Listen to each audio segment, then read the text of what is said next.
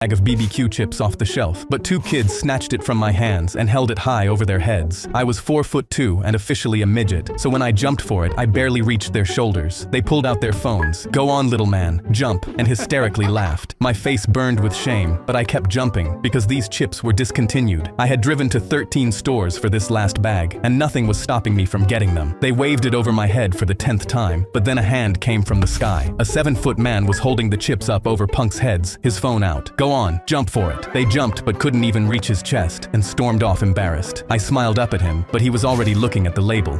Barbecue, my favorite. He opened the bag right there and literally stepped over me to keep walking. I swung as hard as I could and missed by so much I almost spun out of the box. It was the bottom of the 9th. We had a runner on third, 2 outs, down by 1. The ump dropped into his squat behind me. "Just put the ball in play, kid." I looked up at my dad in the bleachers and winked. "I'm hitting this one over, Dad." He cupped his hands around his mouth. "Send it, bud." The next pitch came in slow and right down the middle. I swung as hard as I'd ever swung in my life, and the ball cleared the fence by 10 feet. I dropped the bat and started running. Rounding first, I looked up at the bleachers to find my dad. He wasn't standing up. He was supposed to be standing up. He was the loudest one in the bleachers, and now he was just sitting with his hand on his chest. My mom was right next to him watching me through her phone, screaming, "Run, run, run." Second base. Dad still wasn't moving. By third, I was barely running. He fell forward over the bleacher rail, and I stopped halfway between third and home. "Dad!" I dropped the helmet and started running off the field toward my dad. The ump had my dad on the ground, pumping his chest with both hands. I fell to my knees and grabbed my dad's hand. My mom was on the phone with 911 screaming our address. 5 minutes later, the ambulance pulled up and the paramedics got him on a gurney. As they were loading him in, his eyes opened and found mine. I saw it, bud. His grip tightened on my hand. I've never been prouder. Then they slid him in and the doors closed. I hit the only home run of my life, and my dad lived to see it. He keeps the ball on his nightstand. I was sitting in class when a Smurf walked in. It was my professor, painted head to toe blue with a white hat and everything. Half the class started laughing. He didn't react at all. He just set his bag down and started teaching like nothing was different. The girl next to me leaned over and whispered, "It's Smurf Day." I asked her what that meant. She just looked at me and said, "You'll see." After class, I grabbed one of the older students and asked him what was going on. He sat me down on a bench outside and told me the whole story. A few years back, the professor had a 3-year-old daughter. She was diagnosed with a rare brain disease and spent most of her life in a hospital bed. The Smurfs was her favorite show. Every night after his last class, he'd drive straight to the hospital and sit in the chair next to her bed and watch it with her. She'd rest her head on his arm, and they'd watch every episode together until she fell asleep.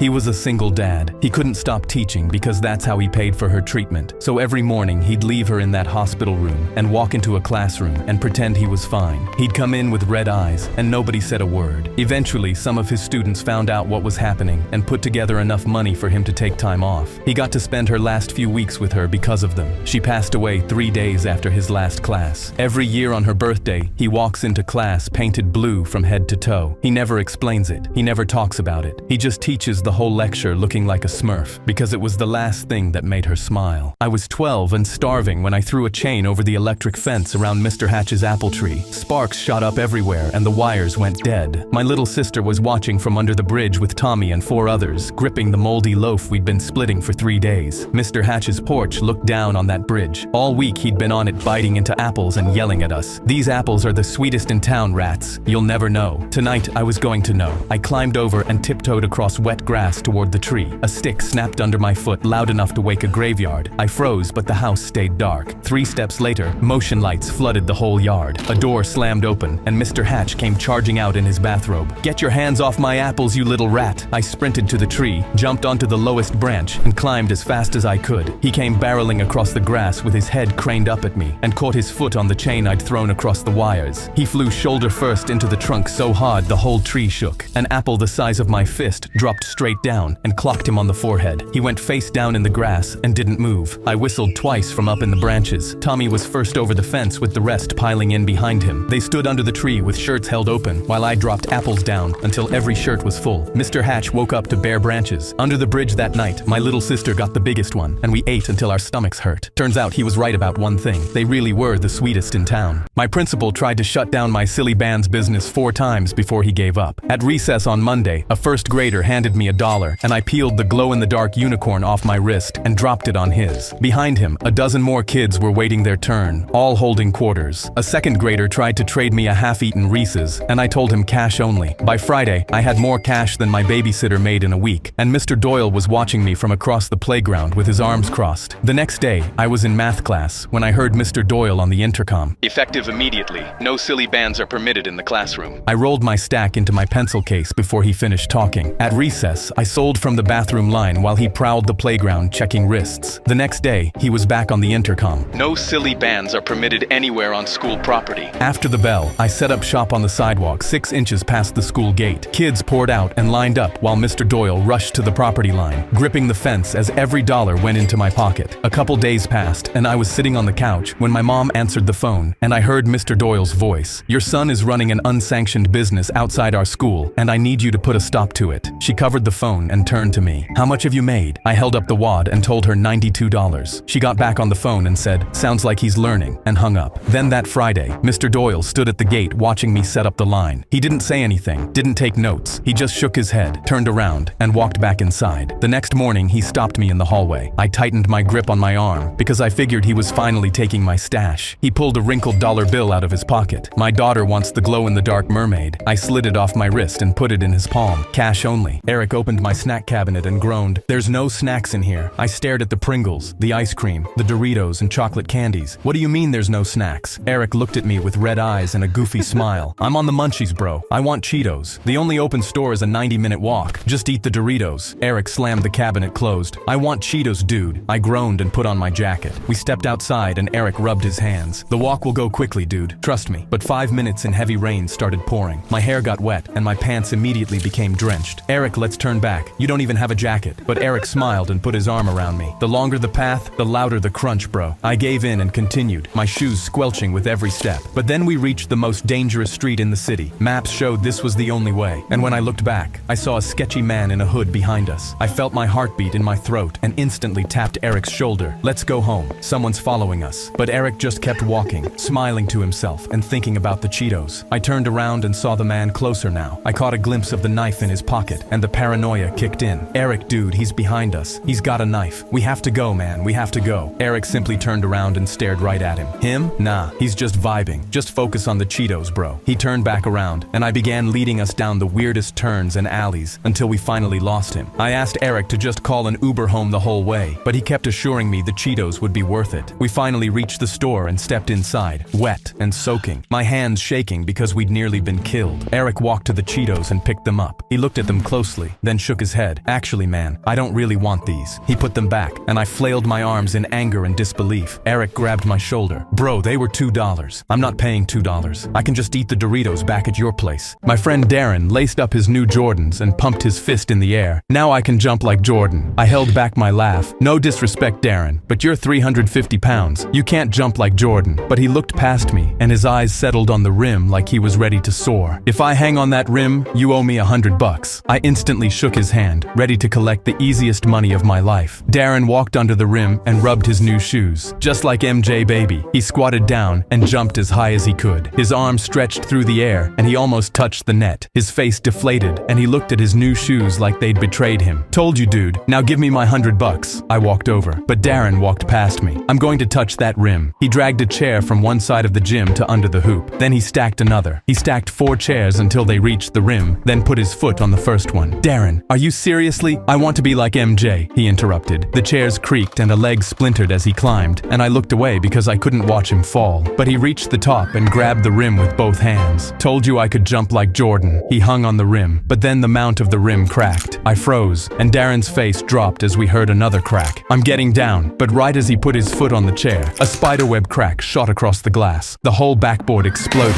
and Darren fell backwards, clutching the snapped rim. He bounced off the chair pile and dropped to the floor. I ran over. Oh my God, Darren, are you okay? He smiled with his front tooth missing. I don't think I can jump like Jordan, but at least I can break backboards like Shaquille O'Neal. He reached into my pocket and pulled out my wallet while still on the floor. What? I touched the rim, didn't I? My dad came home beaming, saying he'd just met a guy in a black coat and a top hat who showed him how to hypnotize himself. He immediately turned the TV to a dead channel and sat 2 feet from the static, reading the instructions. Watch static for 30 minutes. Cover your eyes and listen to the static for another 30 minutes. When the hour is up, you'll be hypnotized for 4 hours. My dad raised his finger and said, he told me anything I see during those 4 hours isn't real. I rolled my eyes and went to my room as he started watching the static. But then, an hour passed, and I heard the front door open. I froze, because the man in a black coat and top hat was standing in the middle of our living room, holding an empty duffel bag. He started shoving our jewelry inside it, while Dad sat on the couch, staring at him and smiling peacefully. He said aloud, "Wow, the hypnotization is working." The man told me if I hallucinate him later, it means it worked. I couldn't believe it, and lunged for my phone on the coffee table. But the man grabbed it and pulled a gun from his waistband. "One wrong move and I shoot. Sit down."